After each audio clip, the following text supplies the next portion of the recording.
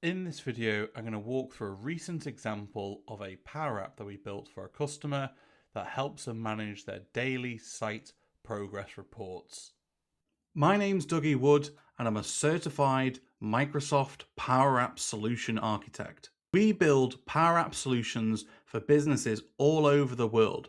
So if you need help building out a PowerApp solution, there's a link in the description below to contact us for a free PowerApps consultation. Daily site and progress reporting.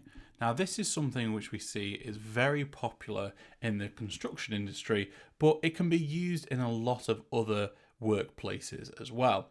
Now, a typical dashboard might have a bit of a kind of update on where things are up to from a reporting perspective. So, how many active sites are there? How many reports have been submitted? Any open issues?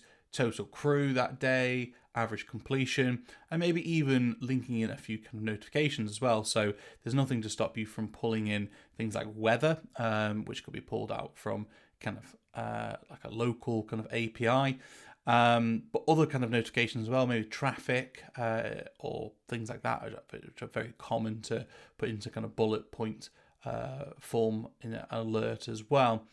Further down, we can see site completion progress by location, so the actual site itself. We can see labour hours that have been logged that week. So if for some reason something had significantly dropped on one of the days, we might want to investigate that further. And we can also see some of these reports as well that have recently been submitted, who the supervisor was, the crew, and whether or not it's been approved.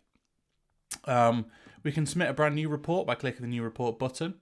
Now, you might want to break out this app into two different apps. It could be that there's a bit more of a reporting management app, which looks a bit more like this. And some people choose to then have a more simplistic mobile kind of app for the actual report itself. So submitting a report, saying what job site was it, the report date, supervisor's name, report status, whether it's draft or submitted, the crew, how many people were there, total labour hours, let me say 100, whatever, subcontractors, overtime hours, whatever it may be, work completed, so a bit of details on all of that, as well as materials and equipment, weather conditions, any site photos, additional notes, issues, things like that you might want to flag. So flag a safety incident or site issue, potentially. So maybe there is broken cables on the floor or something like that, whatever. Obviously, all of this can be completely configured. This is just sample fields that we've got as part of a proof of concept, but obviously this site reports would obviously be bespoke to whatever you need it to do. Then we click on submit report, and that will then submit it into our reports list, and we can see all of them here. We can click into them to view individual ones. We can filter by ones which have been approved, submitted, waiting for approval, or whether they're just draft as well. And as I say, we can just click into them to actually see any of the kind of details that have been submitted previously. And then there's the same fields that we were looking at before, any site photos, things like that. Obviously, if you wanted to export this for any particular reason or print it off, if you needed to give it to a client or share it outside of the system, obviously you can do that as well. We can see job sites, so we can actually see where the sites are that these jobs are being raised. So we can see particular reports. We can also flag if potentially we haven't got a full amount of reports completed for individual areas. So again, we can drill into that and just find out what's going on.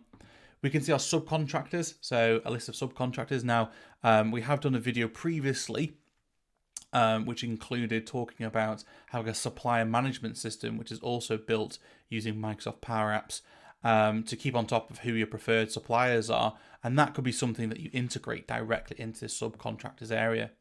We can see any issues or incidents. So potentially we could be logging issues. Now these could be logged separately to your reports, or maybe you could even bolt them onto your reports. But essentially you can see any issues or incidents that have been raised, potentially mark them as resolved, or view them in if you want to see more details of this.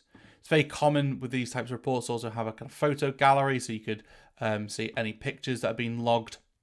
Obviously, these are just mock-ups, these are just examples, but we can see any pictures that have been logged as part of the site reports. We see any approvals, so when site reports are submitted, we can then go through and see them and mark them as approved. and then any sort of basic analysis. So this is obviously very high level, total amount of hours, reports are submitted, any delays based on the weather and things like that. But this is just a sample. We can be very specific because all this data is stored inside of Microsoft 365. It means that we can easily get access to it with tools like Power BI to create nice reporting dashboards that it gives you the information that you need to make better data-driven decisions. We can also see some settings here. So this might be just silly things like company branding, but it also might be where you control things like user roles and permissions, how you want to be notified. Do you want to get emails, Teams notifications, things like that? How often do you want it to automatically sort of maybe notify you about reports and how those reports are actually set up, for example. So this is just a bit of a whistle-stop tour. As I say, it is just a sample, a kind of proof of concept. But we've built many systems like this for especially the construction and manufacturing industries. We've built loads of these types of systems in the past before. If you enjoyed this video, then I suggest you click the link of the video that's displayed on the screen now for another real-world example of a PowerApp solution. Please subscribe, and if you have any questions at all, use the comments feed below.